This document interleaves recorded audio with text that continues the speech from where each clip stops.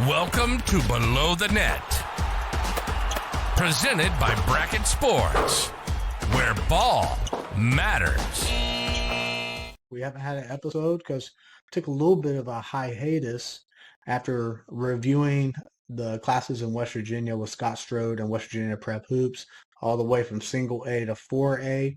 If you haven't listened to him, it's a lot of good information. Scott does a thorough job reviewing pretty much every team and highlighting players from every team that are going to make some type of impact. He does a great job doing that.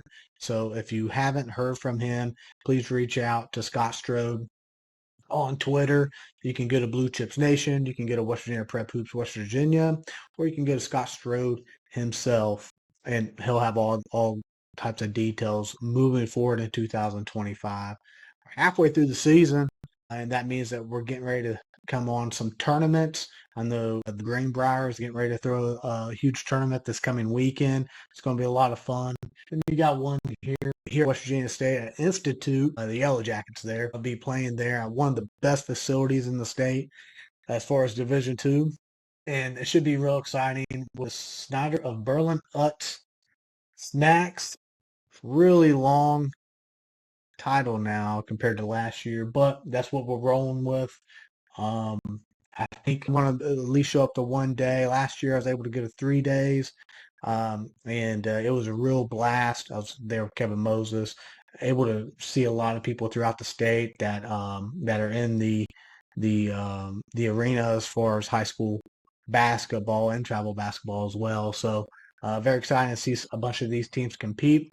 For me this year, I know I am going on this Tuesday. Tuesday is stacked full of games, so if you can view in and scan, I'm sharing the screen. Tuesday, February 11th, you start off with a good battle against Tays Valley Christian and Calvary Baptist, a local field just right down the road. It's going to be exciting. It's a 9 o'clock game.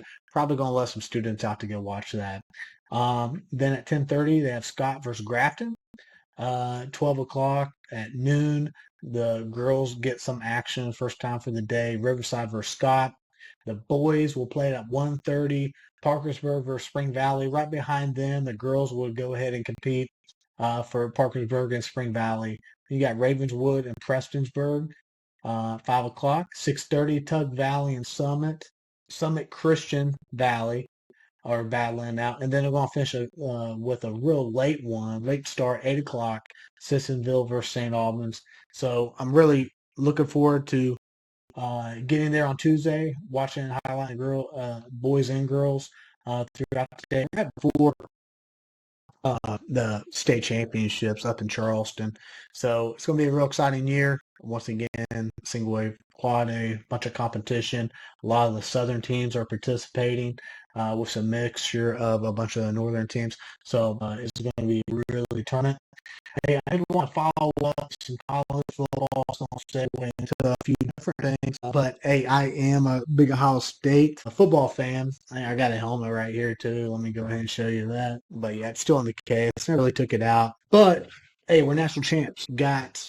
Started hitting a hot streak there, going into the first ever 12-team playoff for college football, and beat some real good teams as far as taking out Tennessee. And then next, revisiting Oregon, lost by 3 earlier in the season. So, and then finishing off there at Notre Dame and winning that game. So just real exciting to be a Ohio State fan. I got some guys, Judkins, he's going to the NFL, which I don't blame him there. He's real fortunate enough to share the backfield with Henderson. And then just, everybody, Jeremiah Smith stepping up, Chip Kelly calling the right offense. Some new news here. We ended up losing our defensive coordinator to Penn State. So that's a big loss. Don't know what that game's going to look like next year as far as Ohio State, Penn State. I loved it. I think I have on the college football playoff is maybe they could have reseeded after the first round was played. But, hey, I'm happy with the results. I'm happy what happened. And, hey, the best team won. Let's just face it. We do have that ugly mark. There's an ugly loss against Michigan this year. But, hey, whatever. It made them into a national championship team, played like a whole different team, started early. because usually throughout the season they were a second half team against most opponents in the Big Ten. So real happy for them to go ahead and get the dub. So with football coming to an end, with NFL, you got the Eagles and Chiefs for Super Bowl next weekend. Real excited to watch that. Should be a good game. I'll be pulling for the Eagles to win.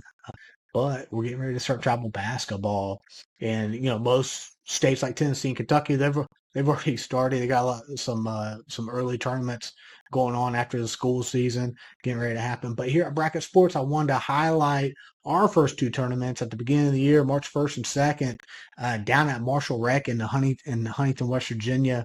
It's a second annual Tri-State Elite Championships where all-star teams, young travel ball teams come, and then or just local youth teams. They go ahead and show up, compete. Compete for one. They're competing for free entry to the Bracket Sportz National Championships in Gatlinburg, Tennessee. Maryland Youth League had a team. I think it was a fifth grade division. Ended up going all the way last year, competing against teams from. I think there was nine different states that were involved in that tournament, and they were able to go ahead and win it last year. So you did have some early teams stay together throughout the travel ball season and go play for a national championship. So it's awesome. Anything can happen. But once again, they're playing for bragging rights earlier on in the season where most all-star teams are finishing their season with their local all-star tournaments. So this is a really healthy one as far as you're getting a different flavor from several different areas. We had a couple teams from Cincinnati, Columbus last year, and then we also had a team from Indiana. So yeah, real exciting to go ahead. Go this real nice, affordable tournament at one of the premier locations in West Virginia at the Marshall Rec Center, holds four courts, and you'll be able to go ahead and stay in the facility and watch basketball all day long. And then at the end of March, we've got fourth annual Next, as we hosted in Huntington, West Virginia. And once again, this tournament's grown every year. We were close to getting about 80 teams involved. Now we're projecting about 90 teams this year across several different states. Once again, you get different flavors every single year. Last year, we ended up having teams from Indiana, Tennessee, Ohio, Kentucky, West Virginia, and Virginia. I'm hoping to have some more teams involved from the northern part of the state of West Virginia and some PA teams to come down and compete in this one. It's an early travel ball season. Most teams, especially high school age, they're finished. They've had a couple practices, and they're getting ready to go ahead and start competing and getting prepped for these live periods starting in April. Slate of tournaments early on in the season. We have 9 more after that. For Bracket Sportz. Once again, our national championship is at the end of June 29th, June 28th and then 29th. So if you're interested, go to our website. You can hit RSVP for national. You can go to the basketball tournament and see the tournaments that you're able to go ahead and participate in. Reach out to us if you need any type of assistance and affording these terms. We do offer multi-team discounts, and then more likely more launch around. So if you can cause any issues and keep part on the floor and leaving it out on the floor, that's most important. Other than that, we went ahead and covered so far early Bracket Sportz, top football season, leading off with Mr. Scott Brody and everything that he does for analytics. And then we reviewed the Snyder of Berlin next shootout. Once again, I do not believe one thing here. There was rolling by NCAA or the system for the Vanderbilt quarterback. Yeah, I know I'm butchering the name, but really quarterback last year. He did play a couple of years, and now he's eligible to compete in the 2025-2026 season. Now that doesn't mean that you get eligibility from current JUCO players. If you participated last year in the NCAA, you're going to give it another year of extension there.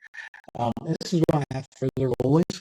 So if anything happens as far as any updates or anything on this, just keep informed. I may be misinformed. But let's have a conversation about it. I'm going to look for guests that I have on at least once a week or every two weeks. So if you want to sit down and talk about basketball, talk about everything that's involved as far as finding the right fit, if you're any type of college program, talking about your program, what you actually looking for recruits, and hopefully we're able to get a little bit more of a reach and with the recording going live rather than doing audio only. This is the 156th episode, so thank you guys for listening, and have a great day. Bracket Sportz. Let's go! Let's go! Go! Go!